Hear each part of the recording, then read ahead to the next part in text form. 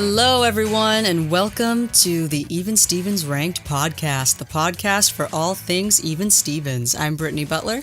I'm Ethan Brem. And today we are talking about Season 1, Episode 10, Easy Way. I love this episode. Me too. Did we both say that in unison? I think it was like slightly off, but maybe. This one was written by Tom Burkhardt. This is the first episode written by him, I believe, that we've covered so far. And directed by Mr. Sean McNamara. This is the second episode, I believe, that's been directed by him thus far. The other one being Steven's Jeans. Another great episode that we've really liked so far. I just want to say before I forget, these two guys right here, Sean McNamara, Tom Burkhardt, they are also Even Stevens heavyweights going forward, of course. Sean McNamara being part of Brookwell McNamara, the production team. Honestly, like, they get Even Stevens. They get it. And you can feel the difference, in my opinion. So every time I think of the first season, I immediately, like, this is the episode I think of, Easy Way. It just really embodies that feel. Yep. And I wrote here too, like, Tom Burkhardt and Sean McNamara, I think both understand also Shia's talents really well. Like, you can tell all the episodes that McNamara directs, especially, like, they all give Shia just this certain kind of freedom that other episodes don't really give him. Like, when on my blog, when I ranked this, I put, that there's not a lot of necessarily like quotes. I mean, there are, but it's mostly, you can tell Shia is ad-libbing a lot of it, and it's mostly they just gave him the reins and just said, just do whatever you want with it. And this is all about Shia. This is all about Lewis, this episode, which is cool. And I think it's McNamara's understanding that Shia is gifted and he wants him to just do whatever he wants with it. And to tell a kid that, someone who was by this time probably like 15. Oh, no, he's probably younger than that. In this episode? You kidding me? He's probably like 13, 14. Maybe 14. No, he's probably 13, honestly. No, he was 17 when the show ended, wasn't he? Yeah, but I feel like when they filmed this, it might have been 99 or something. No, they had to film this in. No, because in the episode they say something about the bash of the new millennium. But I mean, Backstreet Boys' album Millennium came out in 1999. No, it had to have been. I'm pretty sure it was 2000. Or maybe they filmed it in 99 knowing it would air in 2000. No, it had to have been 2000. And wrote that. It had. So when did this episode air? Honestly, I can't even find valid dates for that anymore. Something happened along the way. I have no idea. And the dates are all over the place now. Like, you can't find two dates that align. Really? The dates on IMDb do not match the dates on Wikipedia. So what are the two different options? Like, what years? I'm just curious. That it came out. So, Easy Way, it says August 19th, 2000. Okay. Really? And then IMDb says that it aired September 30th, 2000. Huh. So I have no idea which one to believe. I would believe September 30th more. Like, Disney Channel used to wait a couple weeks between episodes back then. Yeah, TV.com also has it at September 30th, so... Yeah, I'm pretty sure it's September 30th. That would make the most sense. But that still means that they probably had to film it closer to the beginning of 2000. Maybe. Okay, so then he was 14. Let's split the difference. Whatever. So to give a 14-year-old or allegedly a 14-year-old this much freedom, I mean, it says a lot about Sean McNamara's trust in Shia. Some other episodes that he did that with are like Secret World of Girls, Band on the Roof. Both of our favorite, our number one episodes each. Yeah, he directed both of them, which I think is really impressive. He does. He knows. He gets the show. That's what. That's all I wrote in my notes. Was like, he gets the show. We haven't even said the synopsis yet. We haven't even said anything. So this episode has a 7.9 on IMDb, which is the highest rating so far for an episode that we've covered, which I totally get. And it's number 27 overall on TV.com with a 9.1. Wow. And just something interesting as well, when I was looking down the top, like 25, 27, I guess, on TV.com, almost all of their top 27 episodes are in my top 25. That's interesting. So that was interesting to me. So what'd you have Easy Way? So I have Easy Way at number 8. Wow. And you, my friend, in comparison, have it where? Let me tell you something. Because I checked your list and I said, no. I have this episode at number 30, but I have reason for it. Okay, why? First of all, there are like 19 montages in this episode. Not really. No, stop. Second of all, wait. Second of all, okay, this is honestly probably in my top 10 favorite episodes. And like when I ranked it, I didn't rank it just necessarily like how I liked it. I also ranked it on, like pacing and just like it was more experimental than anything else. And I think that as entertaining as it is and as much as I adore this episode, it embodies the first season so much, but for better and for worse though. Not if that makes sense. Like it's very raw. Like it feels, like I said, experimental in some senses. No, I disagree. I feel like this is... Honestly, I wrote in my notes... Well, first of all, synopsis. So, the IMDb synopsis is, Lewis participates in a school fundraiser by spending 48 hours in bed. It backfires when he cannot join in on free activities and food with everyone else at Funtasia. Which, we don't really know what any of that means. Yeah. Oh, cool, Funtasia. Okay. My description... I said, Lewis decides to live and nap in a store window for 2 days straight. Out of all of the eerie and coincidental, things that have predicted Shia LaBeouf's future throughout the series, this is perhaps the most accurate and shocking. Yeah. Long before hashtag all my movies and hashtag elevate, there was hashtag napping for the needy. It's insane. Okay, so here's another thing. You say season 1's your favorite. Yes. Season. I say season 2 is my favorite season, and then season 1. So in that regard, like my favorite season 1 episode is gonna be lower than your favorite, like than one of your favorite season 1 episodes. I guess. Just because like of where we each hold that's the first season. Also, like when I watched this, I tried to guess where I had it before I looked. I thought it was gonna be like number 13. Oh, God. Okay. Yeah, and then I saw it and I was like, 30? Really? I had it that low? That's what I thought when I checked your list. And then I looked at the episodes to see if, and I would definitely move it higher. I'd probably put it like number 23 or 24 if I re-ranked it. It's probably maybe the top 2 or 3 episodes as far as character development, I think, and just how deep it really is. And but so for entertainment, like I didn't get a lot of hearty laughs. Like I laughed consistently throughout, but I wasn't like dying laughing. I literally was howling and had to pause the episode like 10 times. No way, really? And when I wrote my review for this episode, I literally was cracking up in my room, typing on my computer by myself, dying laughing. So... Yeah, okay. Well, I think I've just seen it. I've seen it a million times. Yeah, no, I mean, me too. And not only that, it's also we're back to back with Scrub Day right now, which is another very memorable episode. But I think this episode is way better than Scrub Day, honestly. I definitely like it better than Scrub Day. I don't think the mass population remembers it as well as Scrub Day. Just because are you kidding? I don't think so. No. When we get to the tweet section, holy crap! I had to scroll through hundreds of tweets related to this episode. But here's another thing too. Like I was looking at, because I was looking at the YouTube comments. There were like I checked like every upload of this episode, and there were like no comment. There maybe like 2, and Scrub Day had like dozens. We actually just got a comment on my Even Stevens ranked upload scene of the bed scene. Oh, heck yeah. And it's a comment from a guy, and all it says is, this is literally the only thing I remember from the show. There you go. Well, I'm not saying it shouldn't be like that. I'm just saying I don't think most people remember this as much as Scrub Day. Oh, I disagree. I don't know. I really don't. I think this is more memorable. I think the storyline's more memorable, maybe. And I think the imagery is even more memorable than the Vat of Sloppy Joe.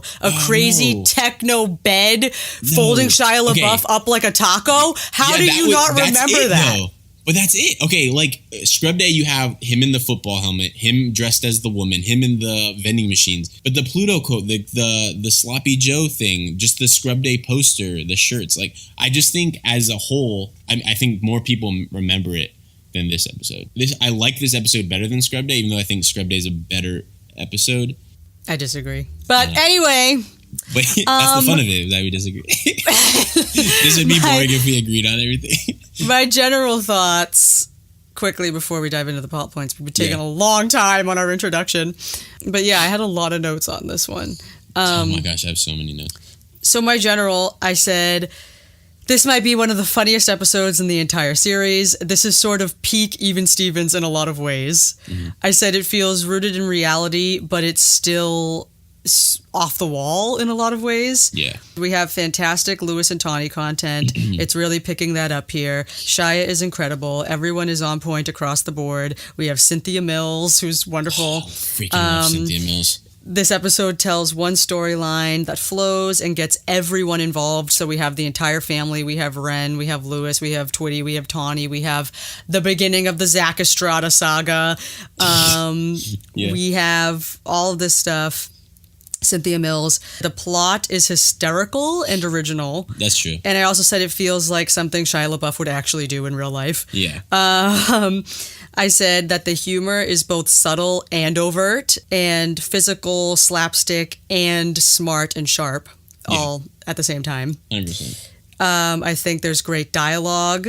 I said it's a joy to watch all around, and I think it's the best episode we've covered so far, hands down. And that it shows a few different sides to Lewis. Interesting. And I also, on my actual review, I did say some of the same things you did. I said this one is full of laughs, in my opinion. There are no, quote, jokes, really. It's just Shia's facial expressions and the way he phrases his lines. It's all perfect, and he's top-notch. I wish Ren maybe had a little bit more to do, but she does have some moments that kind of make me laugh. Yeah, she has some really good moments, actually. Yeah, really good. And so I like that everyone's involved. And the fact that Lewis and Tawny's relationship is like in its infancy here, I love it. And I never get tired of watching it bloom like that. Like, you know, that's just something that I never get tired of. So yeah, I think this episode has a lot going for it. Yeah, I also put that the humor is subtle, and it really showcases the show's timing, like, and that's also credit to the director. It's definitely my favorite episode we've reviewed so far, but I just don't think it's the best season 1 episode. Well, I didn't say it was the best. I think it's the best one we've reviewed so far. It's my favorite one. I don't think it's the best one we've reviewed so far, but it's definitely my favorite one we've reviewed so far. Wrong. Okay. Anyway. Okay. So let's. This is great. So let's dive into these plot points. I love it. All right.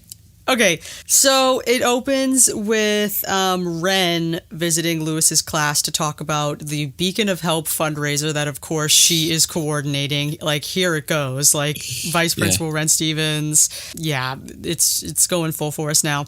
I also love the way we see the same teacher from Family Picnic and Swap.com.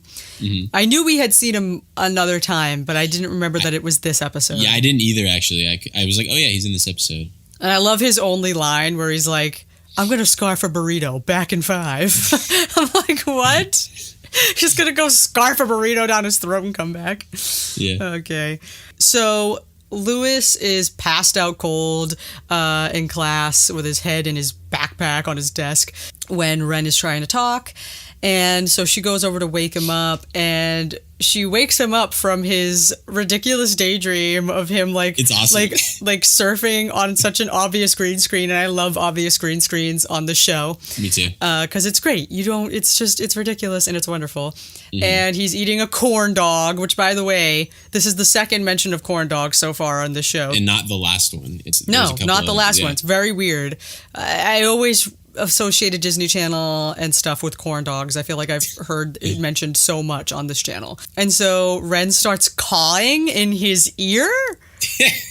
She's actually cawing like a bird because she appears in Lewis's daydream as a bird, distracting him while he's surfing. And then when he wakes up and we're back in the classroom, Ren's literally going, "Ah!" I'm like, why would she do that? It's so weird. It's very weird, but I love how he's wearing headphones while he's surfing. Oh, I know. Like, how is that working in 2000? And fake flower lays around his neck. Yep, it's great. It's really good. And so he wakes up and just says, "I want names and I'm not afraid to tango," with a giant thing of spit hanging off his, it's so gross. his chin. Still no idea what that means. No idea what's going on in his head. We saw what his daydream was. What is what he said? How does that have anything to do with that daydream? It's a very like dream dialogue, though. You know how like in your dream you say things? Of course, nothing makes sense. It doesn't make it's so dreamlike. I love it. Yeah. I also think it's funny how he's like hiding inside his backpack as though the teacher would be like, "Oh, that's not weird that Lewis is inside of his backpack. Oh, he's probably not sleeping." So once Lewis is awake, Ren explains, "This Saturday, I want all of you here to jog, rollerblade, swim, paint fences, do whatever you're good at doing to get your friends and family to pledge generously. Now remember, the more you work, the more they'll pledge." So she basically recommends for everyone to do physical activities. And that's basically that. So the next scene is Lewis, quote unquote, skateboarding down the sidewalk with Twitty and Tawny pulling him. Like, so the rope's just like around his waist and he's just doing nothing but standing on the skateboard while they pull him. It's like Back to the Future. And Twitty asks him, he's like, "Could you be any lazier?" And he's like, "You know what? I'm going to have to think about it." They're all sort of talking about what, things they want to do for the fundraiser. And Twitty says that he's thinking about having people donate $1, right, for every free throw he makes or whatever, which is a pretty cool idea. And Tawny agrees. And then they're in the, middle of this little conversation. And then suddenly Twitty's like, "Whoa!" Before Zach Estrada is even in the frame. Like, that always bothered me. So he says, "Whoa," and Johnny Tsunami himself, played by Brandon Baker, comes skateboarding like a crazy pro into the frame, which is a wonderful contrast to Lewis's idea of skateboarding here. Yep. So this is the beginning of what I love to call the Zach Estrada saga. Yeah. This is the first of 4 times that we see this character, and it's pretty much established that Zach has a crush on Tawny, and it's been, clearly hinted at, I think, that Lewis likes Tawny. Before this point. He's even said it. Yeah, but it's going like really heavy-handed now. Like, as soon as Zach says, "Hi, Tawny," he's such like a surfer dude. Ridiculous stereotype. Which I guess he is stereotyped because he plays a surfer dude in Johnny Tsunami. He even has the puka shells on in this episode. And I don't love Brandon Baker as Johnny Tsunami, but I think he does a really good job as Zach Estrada. Yeah. Like in that like surfer, I just really like it. Well, because Johnny Tsunami is a little smarter than... Yeah. He does really good at playing like the dumb surfer dude. Yeah. Yeah. So, he's like, "Hey, Tawny," and Lewis is immediately giving them the shifty eyes in between them, like, "Oh, what's happening here?" And so I do love this scene where he's like, "So, Lewis, like, since when do you board?" "So, Lewis, since when did you board?" "Oh, since I was like, 4. "Oh, really?" "Yeah." "Well, can you do like a 50-50 grind or a boneless nose slide?" "No, see, because I'm way over that whole trick thing, "Yeah, he's more into like backpack sketching." "Whatever. Well, see you later, Tawny." I love the "I'm over that whole trick thing" line because I remember me and my friend, who is also a musician, me and him are musicians, we used to equate it to like when a guitar player or a drummer is like always overdoing it, like adding way too many fills or way too many licks because like they're just getting into it and they're trying to show off and stuff. Yeah. It's like once you get past that, it's like, I'm way over that. Like I play. Like, you know what I mean? It's like I just play my instrument, And it's just kind of funny because I was like, even though it's supposed to be a joke, there is some truth to it. But skateboarding is just all about the tricks. So like playing an instrument, there's actually like a purpose to play an instrument, like to actually create something besides just doing like showing off. But like skateboarding is all about showing off. So I think But I just like that line in relation to some other things in life because I love that. No, you see, because I'm way over that whole trick thing. It's definitely true in music, I think, and like even like basketball. I'm into basketball. Like you can even you can use it for a lot of things. So, and again, like, Zach rides away doing a bunch of tricks and Tawny's like, "Wow, he's pretty good." And Lewis again, nah, he's trying way too hard. I love that line too. And Tawny just gives him a look.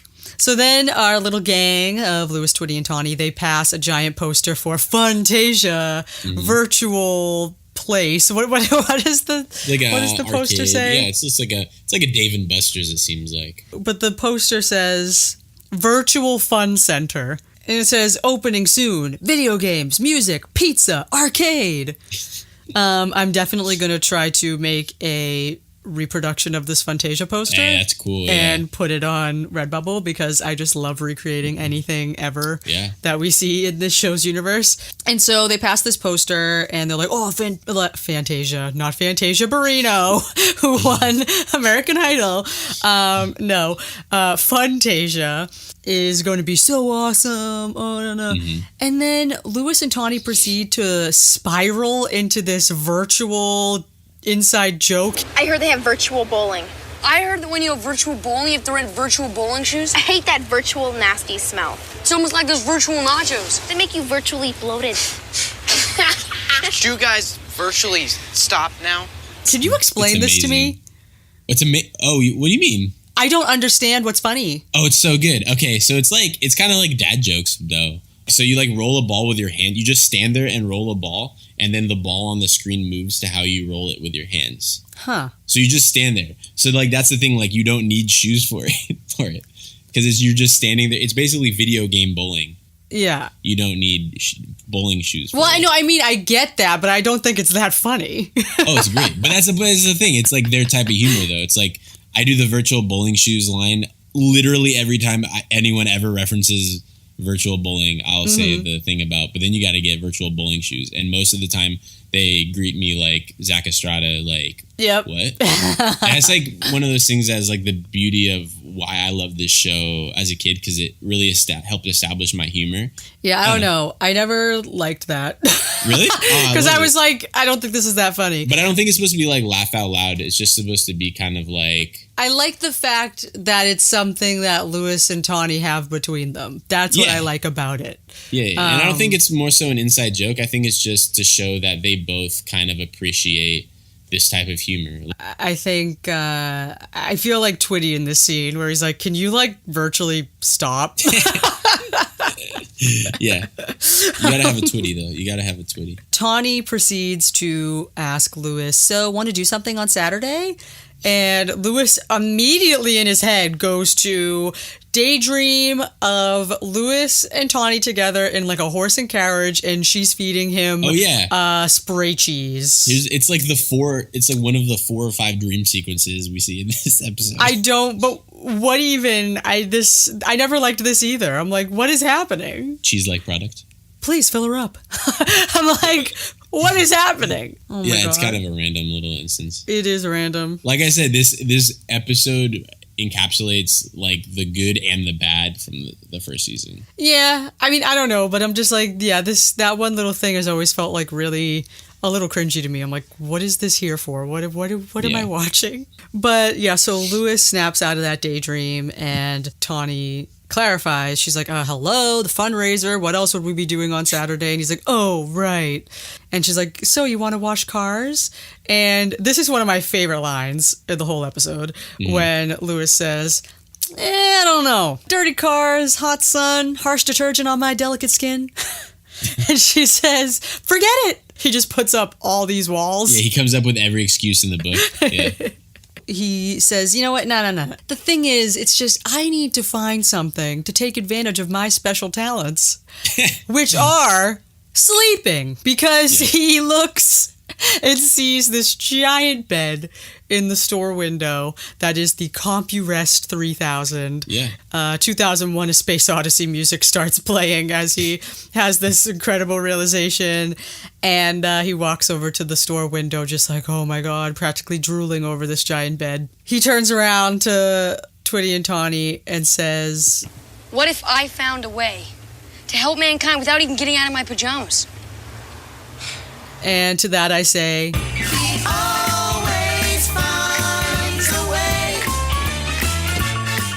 it's true. And it's a cool callback from like the first scene where he's sleeping in class. Like, true. They kind of keep that theme. I don't know. It's really subtle. Well, I think in this episode, they were really trying to amp up his laziness before we cut to the bed thing. Exactly. Like, we see him sleeping in class. We see them pulling him on the skateboard. Yeah. We see him not wanting to physically wash cars. Like, you know, like they're really driving it home that, like, this kid's lazy. Now, like, this is becoming, like, a main trait. You know, he decides that, and then it does a hard cut kind of to the Stevens house that night. And I love this. This scene is so hilarious to me. Okay, so it starts off with a line from Eileen that I just love. So she says, All right, Louis, let me get this straight. Starting tomorrow for the next 48 hours, you will be in a store window lying in a bed? like the way she says it, it's because it's absolutely, it's absurd. Yeah. And when you say it like that, yeah, this does sound like a Shia LaBeouf social experiment. Yeah. And I like how he just assumes that the store is going to allow him to do this. Well, I mean, I'm assuming he maybe asked the store already at this point. But like even before, when he first saw it, he was like, yeah, this is going to work. Like he just assumed that they would let him. Yeah, well, he has a way of talking. I mean, as soon as, That's true. you know, in season 3, he can be very persuasive. That's true. So And they're letting their 12-year-old son just sleep unsupervised for 2 days in a window. They must be in a really good area. Yeah. He goes on to say, you know, he's like, it's not just a bed. It's the world's smartest bed. Well, number one, it's not just a bed. It's the CompuRest 3000, and it's the world's smartest bed. And 2, I won't just be lying there. I'll be dozing for dollars. Hello? Am I the only one that sees this as just a cheap scam to get out of work? Everyone else is going to be jogging or biking, and my brother's going to be napping for the needy? Napping for the needy. That's awesome. Napping for the needy. It rolls off the tongue. It's even better than dozing for dollars. Like this plot, like I can't even deal with it. It's like, I feel like this wouldn't be PC today. Why? Yeah. It's like poor people. It's like, yeah, I'm just gonna nap for you. Like it's just like. But like he's making money though. I know, but it's just the whole idea. And it's just the fact that he would be so lazy, like, to come up with these titles. I'll be dozing for dollars. Like, if you could just sleep and make money, like, I love this plot. It's a really unique concept, I think. It's so even Stevens. But if you think, like, I always was like, why does he already set it at 48 hours? He should just, like, keep going and, like, seeing how many hours he can do it for. Well, the fundraiser's supposed to only be on Saturday, I think. So and he extended it to, like, Saturday the whole weekend, basically. Yeah. And we only see, like, a fourth of the entire time he's in the window. Mm-hmm. So. Yeah. But anyway, I also want to say when she says the napping for the needy, and he's like, oh yeah, I like that. Yeah. So she gives him like the talk to the hand, and then he high fives her. Yeah. That's like my favorite moment from this episode, and I've literally done that hundreds of times. I love that. And there's just something about it. It's just, oh my God, napping for the needy. And again, the way he's like, napping for the needy. No, I like that. It just rolls off the tongue. It's even better than dozing for dollars. He doesn't see the problem there. He doesn't. It's amazing. He doesn't see it as criticism. He's like, no, perfect. Thank you for helping me. Like, he doesn't see that. He's like, yeah, napping for the needy. He doesn't, this isn't a problem at all. There's absolutely no flaw in this idea. Yeah. I love it. So, next scene already is Louis moving into the window. Yep. And I also love how the very first thing he says is, whoa, that is a TV. And once again, it's like, a tube TV. It's like a 19-inch, not even a 19-inch TV, yeah. Because we talk about, like, again, in All About Yvette, where he was like, you're the TV of my dreams. Yeah. And it's like a 20-inch, like, tube TV. It's so weird. This bizarre. One's like a 15-inch. Whoa, a DVD player? Yep, of course. Again, with the DVD player. And then, he says, you have the water boy. It's pretty good. I like it. Yeah. And there's no actual food in this entire room. It's just junk food. Oh, yeah. So he's not actually eating healthy. He's just eating, like, licorice and popsicles and stuff. I know. But yeah, I really actually like this scene a lot. Me too. So we got the guy that works at the bed store, Cheney's Bed City. Cheney, He's, running around the room real quick, giving Lewis, the rundown of everything. For the next 48 hours, I want you to be as comfortable as possible. Okay. So follow the bouncing salesman. Now, here in the fridge, we have 3 types of beverage. Cola, red pop, and root beer. Toaster oven, great for making French bread. And Lewis, may I introduce to you what may be the most versatile bed on our planet? The CompuRest 3000. We got this toaster, great for making French bread. I'm like, what? There's just so many things where I'm like, how's Lewis gonna make the French bread? Why are you telling me this information? I love it. It's just so subtle. Really why do I need to know this? I don't know. It's just I love it so much. Oh, man. And so he's showing Lewis all the features that the bed has. He's like, oh, there's 57 positions or 72 positions, I think it is. Yeah, something like that. Why do you need that many positions for a bed? Exactly. Some things that this bed does, I'm like, why would anyone ever want a bed to do that? This makes no sense. Why do you need to have it in ejector seat mode? It's completely perpendicular to the ground. That's one of the functions. See, that's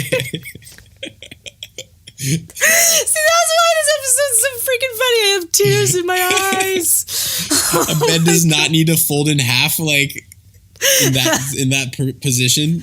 I mean, maybe for storage, but definitely not for sleeping. But who is storing this bed? It's a huge. It's insane. Exactly. Not for, you don't need it to be a position on the remote. It should be just a lever you press on the side. Oh my God. It's so ridiculous. We need to get the bed on the podcast. Interview the CompuRest. No, yeah, it's 75 positions, actually. That's crazy. Something memorable to me for some reason is the comforter on the bed, the super, the space sort of sun and moon and stars on the bed sheet or whatever. Yeah. That always stood out in my memory. I don't know why. Maybe because of all the NASA references.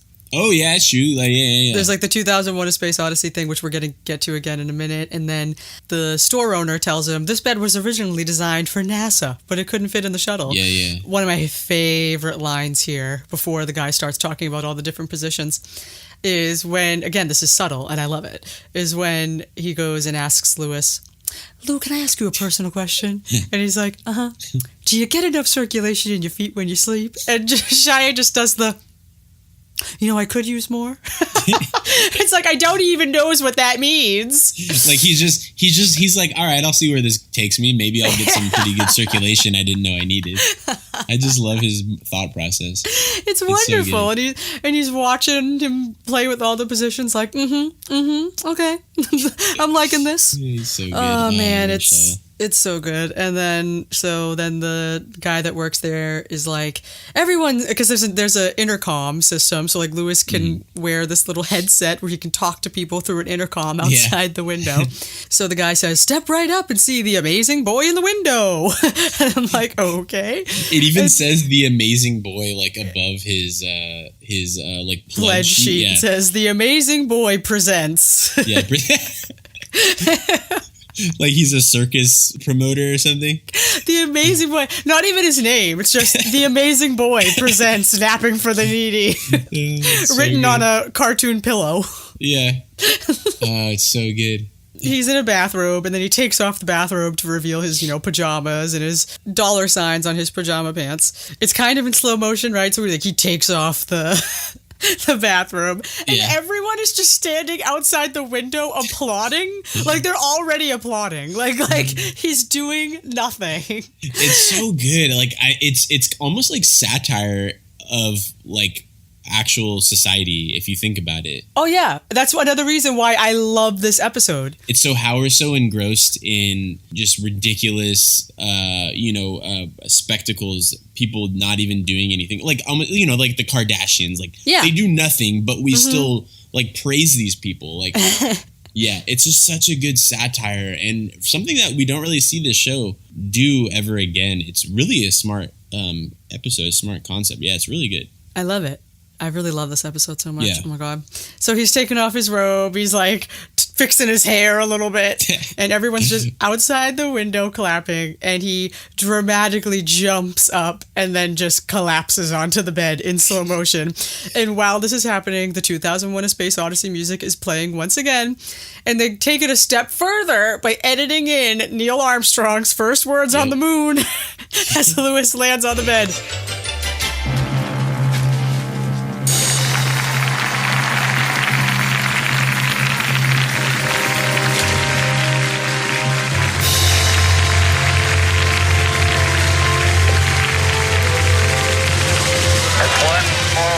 For man, one giant leap for mankind.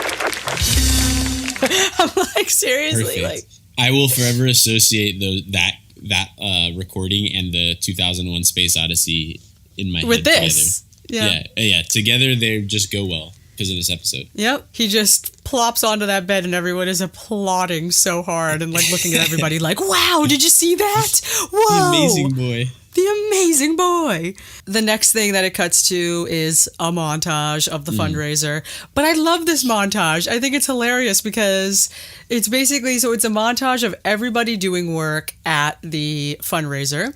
And everyone's washing cars and roller skating and doing all this awesome stuff. And it's constantly interspersed and I guess juxtaposed or whatever with Lewis just in the window doing nothing. He's eating candy. It is good. He's just playing with the positions on the bed. Like he's going surfing on the bed. I mean, there's a few montages in this. Montages / like dream sequences. It's probably the best of all of them, I think, just because it actually serves that purpose of like showing us people working with Lewis not working.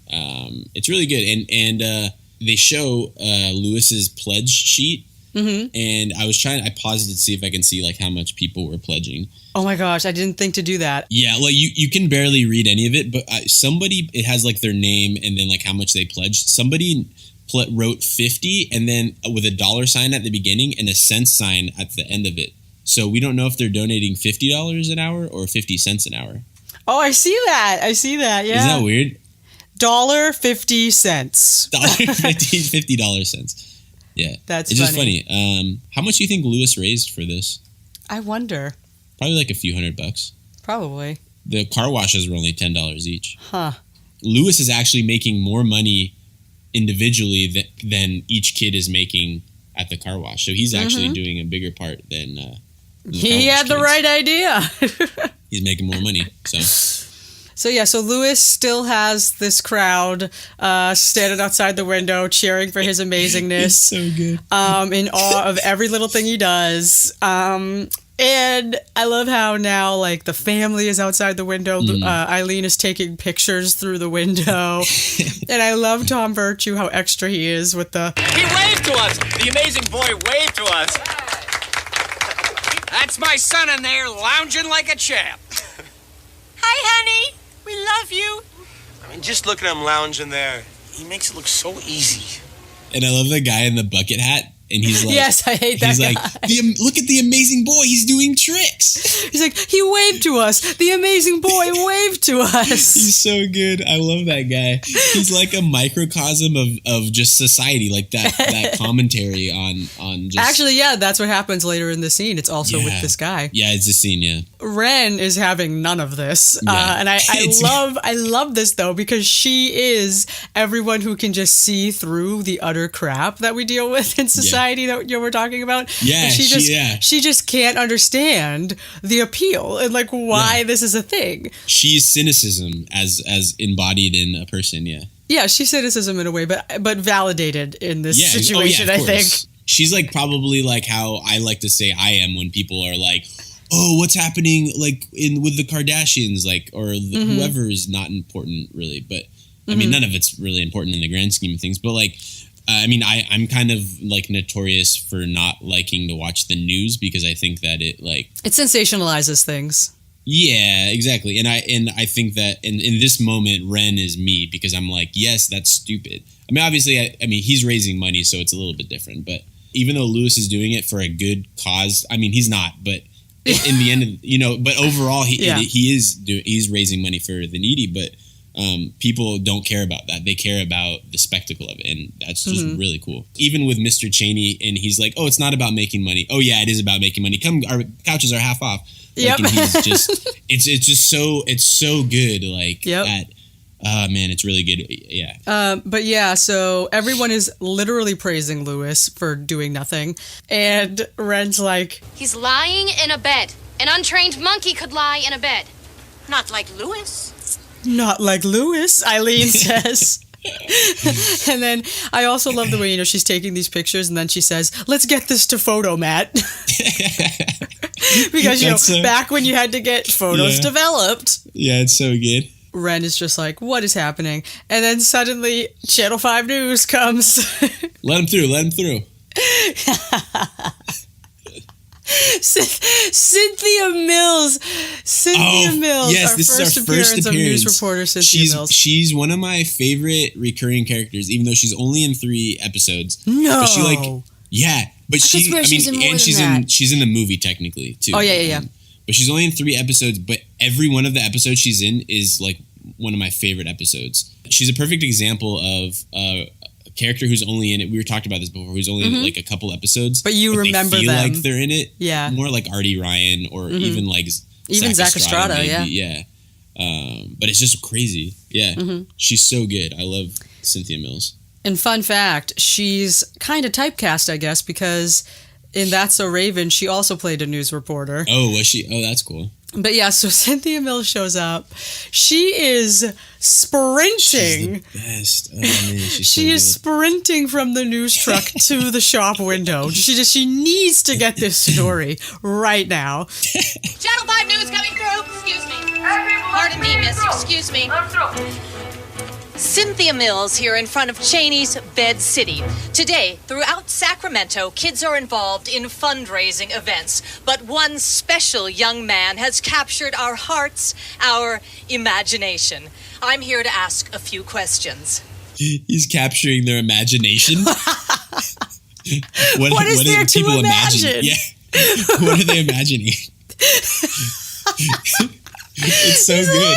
Like and it's perfect because she's just saying these like worthless lines, but people are like, yes, that he is. Like they don't like she's sensationalizing this whole thing. Yeah, and it's so good. It's really good. It's so good. But this whole scene, it just reminds me of Shia in real life with his crazy projects. So like his All My Movies, sitting in a movie theater for 3 days straight, watching all of his movies. Or Elevate, where he stays in an elevator for 24 hours and talks to people. Like it's just... Didn't he do something where he was in a window? No, I don't think so. That. Oh, no, that was the hashtag I am sorry, where he was in the maybe that's what I was thinking in the art exhibit. Yeah, maybe that's what I was thinking of. Yeah, maybe. Yeah. But yeah, either way, he does all these things where he stays in one place for an extended period of time. Yeah. And I'm just like, why is this so Lewis Stevens though? That's why I feel like there's such a fine line between Shia and the character in a lot of ways. I'm sure he was inspired by Lewis in a lot of ways too. Like, I feel like there has to be a connection with this. Yeah, I like to think he was inspired by Lewis. It's too coincidental and eerie that, I mean, this is definitely the most suspicious of, wait a minute, this is feeling like life imitating art now or something, you know? I think this episode does a really good job of not making this whole situation seem, like, surreal. Like, it actually feels like it's really happening. Mm-hmm. That's what I said. I said it feels grounded in reality still. Yeah, it's really good. Yeah, I love it. So Cynthia's interviewing Lewis. It's so great. And I love, she goes, I don't know what your favorite line is. Is your favorite line around here? Yeah, I'd say around Is it the hoping for bacon? Yes. Yeah, okay. Yeah. It's so good. All right. Yeah, that's my favorite line. Yeah, so she goes, can you tell us the name of the charity you are napping for? And I love the way he does it. He's like, oh, right, the charity, basically. Oh, yeah. It's for something. Lewis, could you tell the public a little about the charity you are napping for? The charity? It's a great charity. It's called, Bacon of, Hoping for Bacon. It's the Beacon of Help, Lewis. Great. It's on your t-shirt. And then Ren just cuts him off. It's amazing. Also great, Cynthia's like, oh no, who are you? And the way she's like, I'm Lewis's sister. Yeah. In the trivia or something, it said that it was supposed to be a joke where how like one of the very next lines is Cynthia saying, you are a very articulate young woman. The fact that she said Lewis is his sister. She stumbles over her words. You are a very articulate young woman. But yeah, and so she's like, will you grant us an interview? And Ren goes down the rabbit hole. And even she gets trapped, right? She gets trapped in this, oh, wow, like I get some attention right now. Okay, let me be on the news real quick and talk about myself. Would you grant us an interview? Yeah. Me, really? Well, sure. What's there to say about me? Not much. Because, before I was a coordinator, I was just a class president, and then I was... Fascinating. Yeah, then Cynthia cuts her off immediately, and then again with the over-sensationalizing. Wait, I am getting some very exciting news. Wait a minute. I am getting some very exciting news. Ren, is it true that when Lewis rides in the back seat, he likes the window halfway down so that it is breezy but not too breezy? Like someone's on the other end telling her things. This is a great. I love this moment is the highlight. This whole scene is one of my favorite things ever. Yeah. Oh my god! So and so good. yeah, so the way it's like, I'm just imagining a guy being like, Cynthia, we just got this information, okay? Like, first of all, who's telling them this information? Who's the insider giving them the scoop on whether or not Lewis likes the window half down in the backseat of the car or not? So that it's breezy, but not too breezy. But not too breezy. And her delivery's good on that too. And then Ren, this has to be my favorite line from Ren in the whole episode, where she's just, Lady, it's a kid in a bed. Am I the only one who's not crazy? Hey, the amazing boy's doing tricks.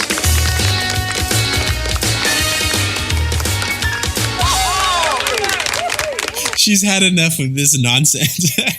But it's so true. It's so good. Oh my god. And then Lewis, immediately to distract from the fact that, Ren's pointing out the ridiculousness, he just starts doing tricks with the bed. He's like, oh, never mind, forget her, look at me. And then the bucket hat guy. The guy in the bucket hat, the amazing boy's doing tricks. and Lewis is just laying on the bed waving while he's like, he's doing tricks. Then this scene is when that guy in the bucket hat goes, whoa! And they show us there's this dog just on a skateboard, just magically riding a skateboard by standing on it. I mean, that's so kind of funny in itself. Yeah. I mean, obviously this thing is being dragged by like a small wire, but it's like this dog is just skateboarding by standing on the skateboard. Oh my god. Hey, look! It's a dog on a skateboard. Now that's really amazing.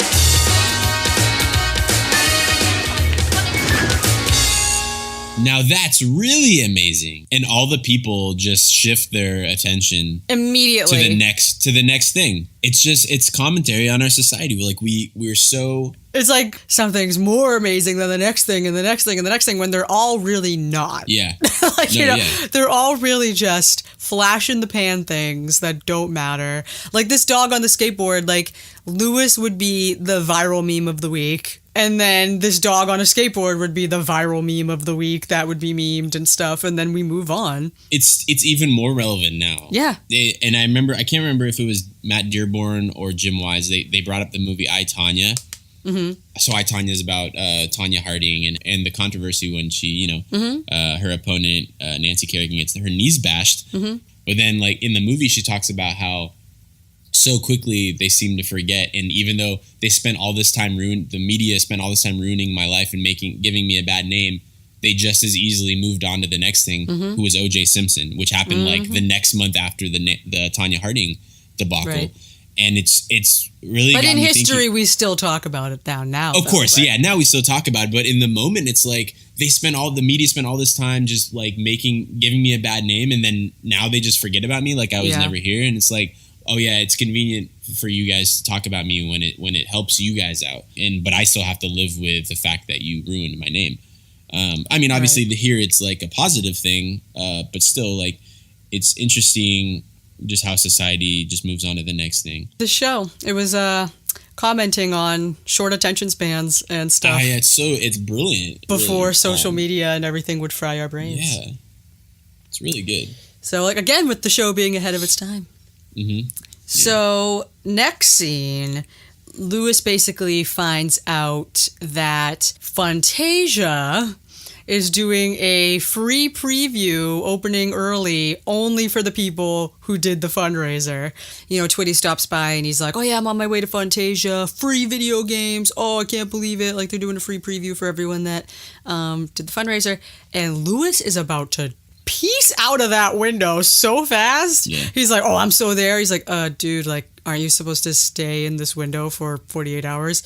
And this scene always makes me kind of sad, you know, like how Lewis is like, no, it's okay, man. Like, come on, like free video games, like everything. I'll do it next week. Yeah, he's like, I'll stay here next week. I'm like, oh my God, no. Like, you just had the news covering this. You're not just going to leave and say, hey, I'm going to come back next week. Like, what? Think about it. Like, as a kid, free video games, like that. This is like the epitome of fun. And I can see why it would be hard for Lewis, how it would be easy for him to just want to go and participate. Yeah. Which speaks even more to the fact that, you know, like he ends up not. Yeah. Suddenly it becomes an assembly line of all of Lewis's friends and family walking by the window on their way to Fantasia. Yeah. So then the family stops by the window and says how proud they are of him. And then Steve, again, Tom Virtue being so extra. Wait a minute, you're going to Fantasia too? Yeah, I can't wait to try that motorcycle racing game. In fact, my secret fantasy's always been to peel out on a big, shiny hog. Vroom, vroom! See you, Lou. This guy is so extra. Oh, my God. He's so over the top. He is great. He's so over the top and everything. Yeah, it's so great. You know, so the whole family, they're all going to Fantasia, and then Ren's like... Even though they didn't participate in the fundraiser, but... Okay. Yeah, I know. Well, they're parents of a girl... Well, they're parents of the girl who coordinated it, so of course they're able to go. You know, and so Ren's like... You know, Lewis, this whole bed thing's really working out. You should think about doing it for the next few years. Hey, he'd probably make a lot of money if he started doing it as a job. Yeah, especially, if it wasn't for charity anymore. Oh, man. Yeah, he could probably do it for a living. Even though it was his family saying that how proud they are of him, I like to think that maybe it was also him wanting to prove Ren wrong and seeing that, you know, no, like, I am raising money still, you know, and I'm still doing something good. You can almost see him changing his mind, like, in this one instance. Yeah. But this is also a little piece of karma as well. What do you mean? You know, Lewis tried to take the easy way out at first, like not actually thinking of the fundraiser in a serious way. You know, he's like, oh, I'm just going to do this to get out of, like, actually doing anything. Exactly. But then the people who actually did stuff are rewarded, and he's not. Basically, because now he has to deal with the consequence of staying and, you know, sticking this commitment out that he originally did, thinking it would be the better option, when really the better option would have been to actually work and get to do the free video games and everything. But he still got, like, the 15 seconds of fame from it, though. But also, he misses out on being with Tawny. But it makes her realize that Zach's an idiot. Yes, but it makes her realize that she doesn't like Zach as well. Yeah, whatever, but still. So she actually comes up to the window next, and she's like, oh yeah, I'm going to Fantasia, blah, blah, blah. Yeah, and so then Zach shows up, which is so gross, where he's like, here's this beef jerky stick thing. I bit the top off so it'd be easier for you to open. I'm like, and Tawny's totally, like, trying to make Lewis jealous, too, by the way. Yeah, She's kind of, like, you can tell she's kind of mad at him for, like, picking the easy way over not just doing the car wash, but she probably wanted to do the car wash with him, too. Well, yeah, I mean, she was the one asking. Like, she was probably like, I thought it'd been cool for us to, you know, do it together, like, get to know each other. Your laziness even took you away from spending time with me. I don't know, like, I could see why she would kind of be irritated by that.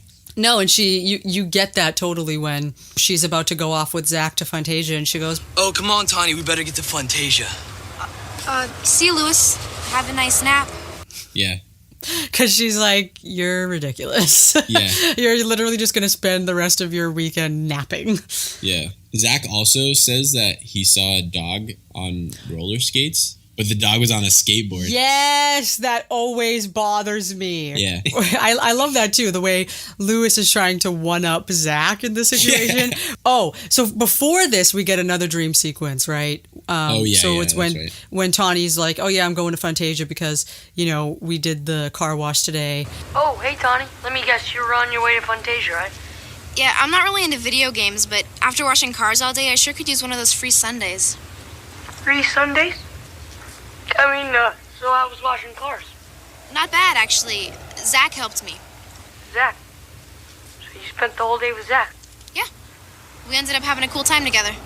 And then Lewis starts imagining the worst, which is Tawny and Zach just having a grand old time washing cars. It's all in slow motion. They're just beaming with joy. They're doing the thing when someone teaches you how to golf or teaches you how to play pool and they have like the hand on top of your hand to try to teach you. They're doing that except streaking the window, cleaning it. And I'm like...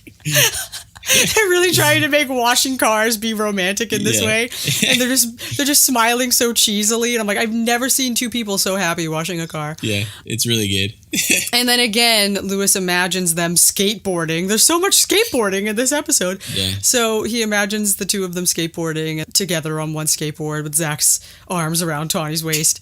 And also, is Jim Wise singing the song here? Yeah, he's definitely singing it. Yeah, because again, I never noticed this before until after we interviewed him. Like now I'm hearing his voice everywhere. When I thought of his dream sequence, I always thought of the one from Battle of the Bands, the without you, girl. Mm-hmm. You know that one? Mm-hmm. I always imagined that in this sequence for some reason, even though it's not. I don't know why. Yeah. This one is It's me for you, and you for me. We'll be together for all eternity.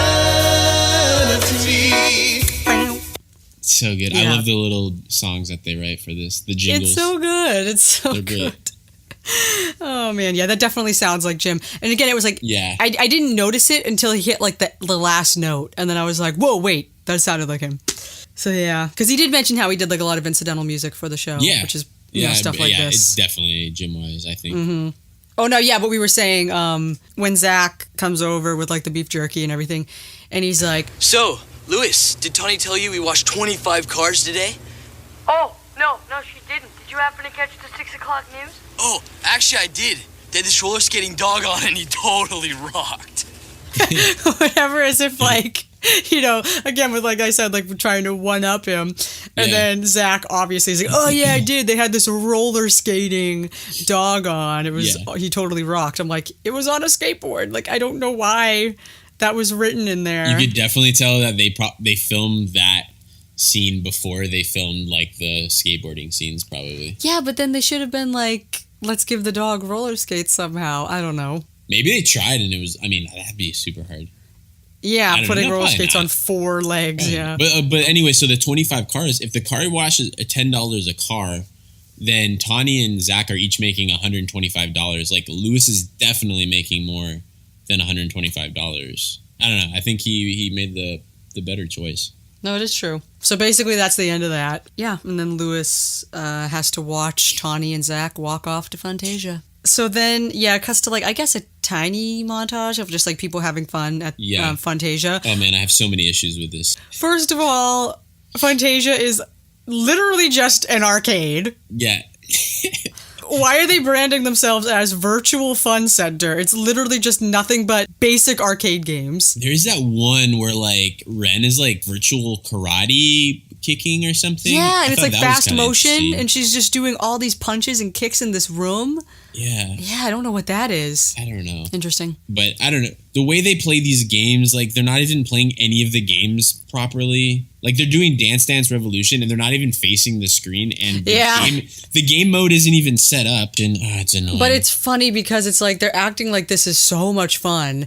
And they're doing the most basic things. They're playing table hockey. They're doing the little mini basketball game. Like Donnie's hogging that game. Yeah. Twitty's doing the skee ball. In 2000, Yeah, but this is supposed to be a virtual fun center, and these are all just like basic arcade games. I'm like, where's the virtual? Also, like Twitty's treating it like he can, like they have like a concert stage there or something. This would be a great place for my band to play and have Santana open for us. Yeah, which I love that line because, of course, that'll happen. But yeah, so we get a little montage of everyone having fun at the arcade. But again, that montage serves the purpose to then cut to Lewis alone in the bed. Like, you know, he's like talking out loud about his problems and just sort of confessing. And then we see he's talking to the skateboarding dog.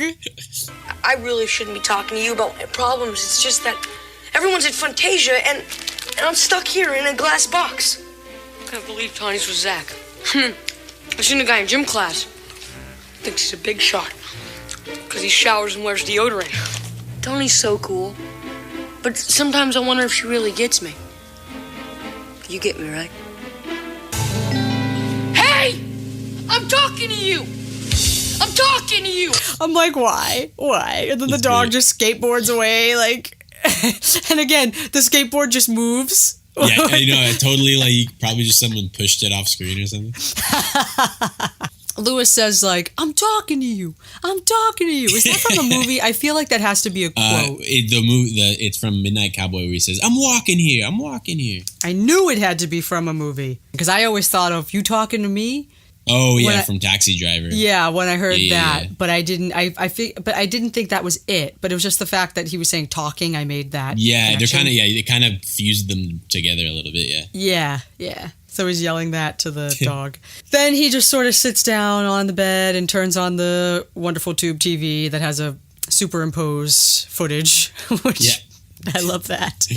Like just crystal clear footage on this tube TV. Clearly there would be like black lines on the screen if they were filming. It's like way too good a quality for that TV. And so he turns it on and he sees Cynthia reporting from Fantasia calling it the bash of the new millennium, which, as I said, Backstreet Boys' Millennium album came out in 1999, so... I don't know. Anyway, Lewis is watching this on the news, and of course, they have to show a cozy little close-up of Zach and Tawny playing that light game or whatever, and Zach is purposely going behind her and putting his arms around either side of her and everything. And they're not playing it correctly. But again, I'm telling you, I never knew how to play that game, so I'm right with them, honestly. I would just be hitting random buttons as well. But there's instructions on the game. Well, I never knew, so... And so Lewis is watching this on TV, and he is distraught. He is going to spontaneously combust. Like, I feel for him here. It hurts me that he can't be there, obviously, but he makes the right choice. But it's still like, I feel for him. Oh, man, but it's so funny. So I love this part, too. Yeah. So he panics, and he calls Twitty, which I love the way they have cell phones, and they're like the chunky Nokia cell phones. And he's 12. Like, no 12-year-old had a cell phone in that. No. So Lewis calls Twitty, and he gives him no explanation for anything. He just picks up the phone and says, Talk to me. Zach and Tony are having way too much fun. You gotta split them up, okay? Who is this? It's Lewis. Like, there's something about it's just such a Shia LaBeouf sounding shout that I just love it so much. He's like, who the heck do you think it is? And he's like, and Twitty's like, how do you know that this is happening? Like, because he doesn't realize that he can see it on the news. Yeah, but I love that. The way it's just like, Zach and Tony having too much fun. You got to split them up. Who is this? It's Lewis. It's just the way he shouts it. I love it so much. Ren steals the phone away and tells Lewis, she's like, well, you know what, Lewis, I just realized that, while the rest of us are having so much fun over here, you're sticking to your commitment in that tiny cramped window. And, at first I thought you were taking the easy way out, but turns out maybe you didn't. She kind of says it like a, not backhanded compliment, I guess, but like, well, she rubs it in his face that they're having fun. Yeah, I kind of want a little bit more of an apology, I think. Yeah. I mean, obviously she was hard on him at the beginning because he was taking the easy way, but also because she's the type of person who, if she has an idea, she wants everyone to conform to her idea and like go with her plan. So I think that was also part of it, and that he was getting all this attention. But I think it was super noble of Lewis to stay in the window. Yeah. I don't know. I kind of just wanted a better apology from Ren, maybe. No, I get that. And then Twitty says, that was Ren. Yeah, I love that. Oh, I gotta go. They're bringing out cheese sticks that are like a foot long. Bye. That was Ren. I kind of figured that out. Yeah. Lewis is, really upset again. And he's like, put Tawny on the phone. So he gives the phone to Tawny, and, he immediately, he stands up and he starts pacing on the bed. Yeah. It's so cute. Hey, sleepyhead. Oh, hey, Tawny, listen, it's Lewis. I made a really stupid mistake today. I should have come with you and watched cars. Instead, I took the easy way out, and I bet it would have been a lot of fun to hang out, You and me together. Oh, look, Lewis, I didn't hear a word you said. Zach got more tokens, so I gotta go. Bye. No, what? And she hears none of it. Yeah, but Tawny hears nothing because the arcade is so loud. It's painful. It is, and he's like, wait! Ah, man. And then, the most iconic part of the episode, Lewis has had enough. He, sits back down on the bed, and he just, shoves off all of his junk food and everything he had on the bed, and he says, That's it. Forget commitment. I'm done. Through. You can eat my sheets, Ben. Eat my... Ow! Ow! Get off!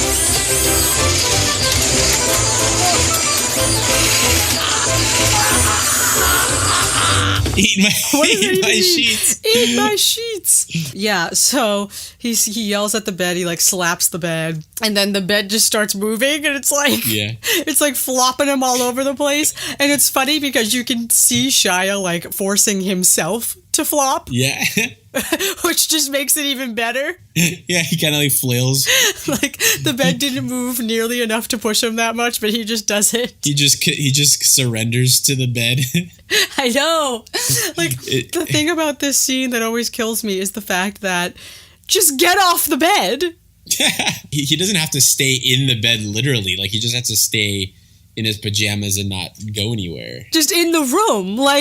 If the bed is being possessed suddenly, just get off the bed and stand in the corner of the room. He just stays on the bed. This bed starts literally attacking him. Yeah. And in between all of this, it cuts back to the arcade.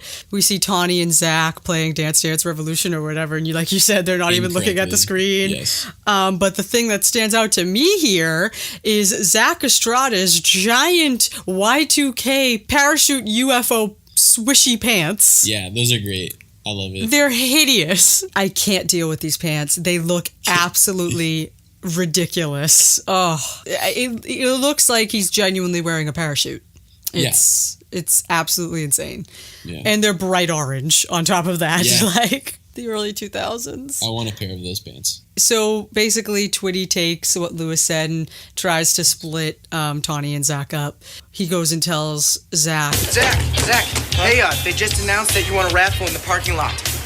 I didn't buy a raffle ticket. I bought one for you. I mean, what are friends for, right? Thanks, Go, man. Come on, run. I don't know. I just don't think it needed to be included that they split. That Twitty had to split them up. Yeah. I never really cared that much for this part either, I guess. Yeah. And Tawny obviously knows what's going on. Again, she's just giving everyone these faces. And it keeps cutting back to Lewis being absolutely terrorized by this demon bed. Yeah. It gets to the point where Lewis is laying down on the bed, the bed's being crazy, and then the bed folds him like a taco. Yeah. This is a terrible advertisement for this bed, by the way. And Lewis's feet are at his head. He's in so much pain, he can't get the bed to let him free. And it cuts from that to Tawny and Zach having a conversation over some food and drinks, and she makes the virtual bowling joke again, and Zach doesn't get it, so I guess I'm Zach, I don't know. And so... You're definitely not Zach, but no, Zach's an idiot. He doesn't even get that it's supposed to be a joke, I think. Yeah. So, what do you want to do next? Ready for some virtual bowling? Well, that depends. Does that mean we're gonna have to rent virtual bowling shoes? Wait a second. If we're virtual bowling, then why would you need shoes? That's the joke part. The bowling or the shoes? The whole thing. Oh, good one. Good one. Yeah, and then he immediately shakes his head like, I don't care. like right in front of her. Like, yeah. But, you know, so it's just clearly showing that, like, wow, like, Zach doesn't get her like Lewis does, basically. But here's my thing, though. Like, I wish they had shown more of those instances because, like, we see so many instances of them having a really good time together and only one instance of him not getting her humor. Well, no. I think I can subtly see it where when Zach tells, like, Twitty to beat it, basically, and then he's like, had to get rid of that guy. Oh, that's true. That right there, yeah. I'm vengeful or whatever. Yeah, that's true. That moment, too. Yeah, like, Tawny's kind of like, ew. Yeah, that's a good point. Yeah, so the bed is still going. I love the way it keeps cutting back to him while all this other stuff is happening. How long is this going on for? Like, it has to be, like, hours. It's funny because he's supposed to be napping, but he's really, like, doing work. Like, this whole... He's getting, like, he's like, literally workout. fighting for his life in this window. He's doing more physical activity than anybody else. But it's just always so funny to me that he just stays on the bed, like, just get off the bed and go to the corner or something if it's this horrible. As we were saying, like, why does the bed need these sort of positions? So, like, why does the bed need to spin around in a circle repeatedly? It's so ridiculous. Why does the bed need to do that? Yeah, so then the bed, you know, decides... The bed just smashes him up against the store window. Which, again, you said, why do they need this eject position? I need to get out of bed, and then they hit the button, and he just, like, launches him out of bed. Is that what it's supposed to do? I have to get out of bed. Press the button. Whoop! Go fling me across the room. Oh, my God, no. There's an SNL skit that did this recently. Really? At least I think it was an SNL skit. It was something where it was a bed that would eject you and throw you into the nearest bathroom. It was like an elderly thing. Oh no, it was the other way around. It was the toilet. Oh, the toilet. Okay. The toilet flings you into your bed so that it looks like you died in your bed instead of on the toilet or something like that. It's interesting. Yeah. It made me think of this. Oh my God. An ejector seat. The bed, he says, let go of me, you devil bed. So then the bed collapses. I love the way the bed listens. You know, releases him, goes back to its regular position as a bed. And his, like, back is super sore. And he's like, ugh. And then he collapses with his head facing the window, upside down. And then Tawny's looking at him. So we see her from Lewis's perspective upside down. And it's all emotional and sweeping with the music. Which, it's funny because that Lewis lying down looking up at Tawny, this is like the third time. This is like one of 3 times we see this. Mm-hmm. In the original pilot, we see it. In this episode, and then in the Wombat Wove. I was going to say that. I just think it's kind of an interesting, like, it's like their thing, you know? Yeah. But yeah, and I love this line too.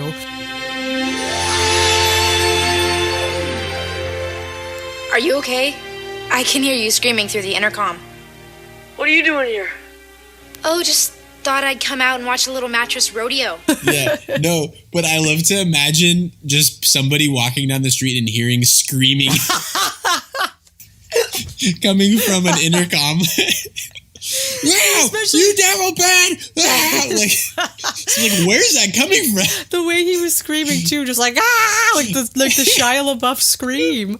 I just want to see, like, in the middle of the night, somebody walking down the street and just hearing this come from an intercom speaker. It's just amazing. That is very funny. So basically, Lewis and Tawny have a heart-to-heart here, kind of. So, why aren't you with Zach? Zach's okay, but he doesn't laugh at the stupid stuff like we do. Oh, you mean like the bad dubbing and karate movies? I'm here to avenge my brother. Now, now you feel the wrath, infidel. Or how about the way Mrs. Wolf always spits when she says photosynthesis? Did I get you there? So you're really gonna stick this out? Well, yeah. I mean, I came this far. I love the way Lewis mentions, like the bad dubbing in karate movies? Who doesn't find that funny, though? Yeah, everyone thinks it's funny, yeah. Bad dubbing is hysterical. Yeah.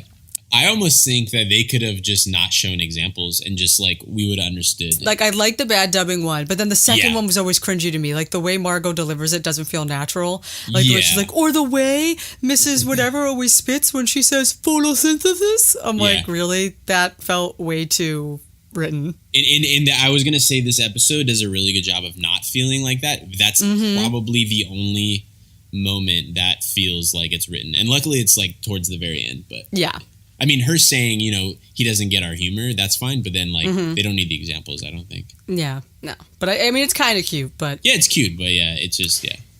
Lewis basically says that he's committed to completing his 48-hour stay. And Tawny's like, that's pretty cool, Lewis. And it's like a nice little moment, Yeah. And when he's like, besides, I think I got the hang of it. And he sits on the bed, and the bed starts to rise. Yeah. Why is the comforter so long? Oh, well, yeah, because they got to hide something, right? Exactly. Yeah. That always bothered me. I'm like, we saw the bed spinning around. I didn't really think about it. Yeah, that comforter was not that long. No, definitely. But yeah, that was something that always bothered me because, it's obviously hiding whatever's lifting the bed. Yeah. But anyway, that's basically the end of the episode. The final minute bit is super pointless with Donnie. Yeah. I really think I wrote in my notes that the final minute bit should have been Lewis successfully completing his stay. Yeah, because he goes for another day and a half after this episode. He only does like 12 hours. It feels a little unresolved. It feels like he's like, I'm going to stay. But then we never actually see him complete it and get that satisfaction of like, I did this. Maybe like Eileen being like, congratulations, like, or Ren even saying, you raised, however much money, like, I doubted you at first, but I don't know. I feel like there could have been a better conclusion with Ren. Yeah, because it's just so stupid to cut back to Donnie just playing that little basketball game by himself. Something none of us are invested in. Because usually, like, the last scene is maybe like a callback to something that we didn't get resolved, but like... Yeah, it's just super random. I never liked it. And then the talking dog is there. You're the man. Yeah, you're the man with a subtitle. I'm like, what? Like, what is happening? It's really bizarre. Yeah, it's not very good. Anyway, so that's the episode. We don't have much time left to really go into any final thoughts, but I think we got a lot of our main thoughts on this one out at the beginning. Me too, yeah. I still feel the same as the way I said at the beginning. Yeah, I'd put it a little higher just because I think it's really smart, like maybe one of the smartest episodes, just as far as like the social commentary. Like I said as well, like it's smart, but it's also slapsticky with the bed and everything. Yeah. It's like it's a good middle of the road sort of thing. And that's why I've said that it's like peak Even Stevens in a lot of ways. Sure, yeah. It's definitely it's probably my one or two favorite season 1 episodes, but I just probably wouldn't put it as like the top 10 best maybe of the series. Again, I disagree. I think this has so much going for it. Before I rewatched the series for when I was tweaking my ratings, this was my second highest season 1 episode. But then like when I rewatched it, I moved it lower and lower and lower. Oh, yeah, but I wouldn't change it from number 8. And again, I meant to say I'm very, very... I know what my top 10 is because I spent a lot of time working on it. So I didn't have to... I didn't do the guessing game because I knew this was number 8. Yeah. I know most... My top 10 I pretty much know. Yeah, no, but this is definitely top 10 to me personally. Yeah. Anyway, so MVP... I said obviously Lewis, but also Tawny, Cynthia, and maybe Ren. I put Cynthia Mills and the guy in the bucket hat. I love that guy. Perfect. He's so funny. Or the skateboarding dog. Yeah, or the skateboarding dog, yeah. Yeah. Yeah. So I have a little bit of trivia here. Okay. So, yeah, it's time for trivia. Is it true? Did you know that... For your information, is it true that... What does that mean?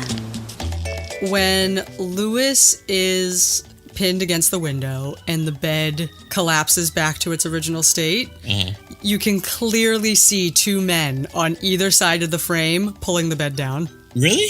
Yes. Because I kept... Oh, whoa. Interesting. Yep, you can clearly see 2 men on either side pulling the bed down. Okay. Yep, which I never noticed until I read that trivia. Something also funny that I just laughed at on TV.com, it said as a piece of trivia, the closed captioning refers to Tawny as Tony. Tony with an I, Toni. That's funny. I don't know why I laughed so hard at that. Something that I always noticed when they show the inside of Lewis's mini fridge, the different sodas he has in there. Yeah. One of them is supposed to be Mug Root Beer, but they can't use the actual name, so they like changed each can to say Meg Root Beer. Yeah, it's weird. Also, there's Jones Soda in there, and this was before Jones Soda kind of had its rise in popularity. Is it like a West Coast thing? I don't know what that is. Oh, it might be a West Coast thing. Yeah, it has kind of a cult following out here now, but back in the late 90s, early 2000s, this drugstore down the street from my house had it, and I used to always drink it, and no one else ever knew what it was, and so I always thought it was cool that even Stevens had it. There's that, and then basically just a little bit of pop culture, which I guess we discovered some as we went on here. So Eat My Shorts might be from The Simpsons. I'm Talking to You is probably I'm Walking Here, and also You Talking to Me. The Waterboy, 2001: A Space Odyssey, and even the moon landing.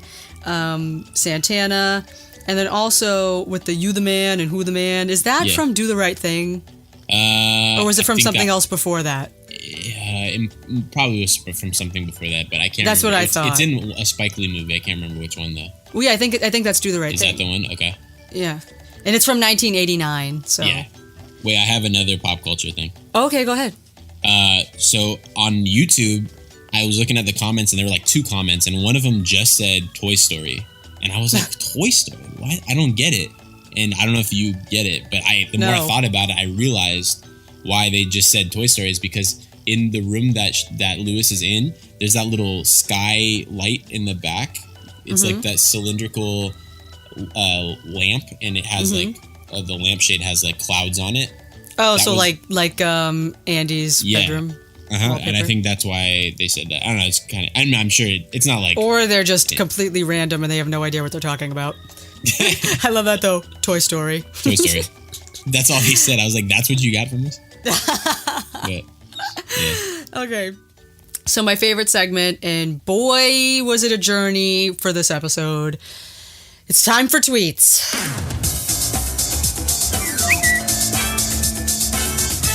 I literally did so many keyword searches for this episode, and I was scrolling through.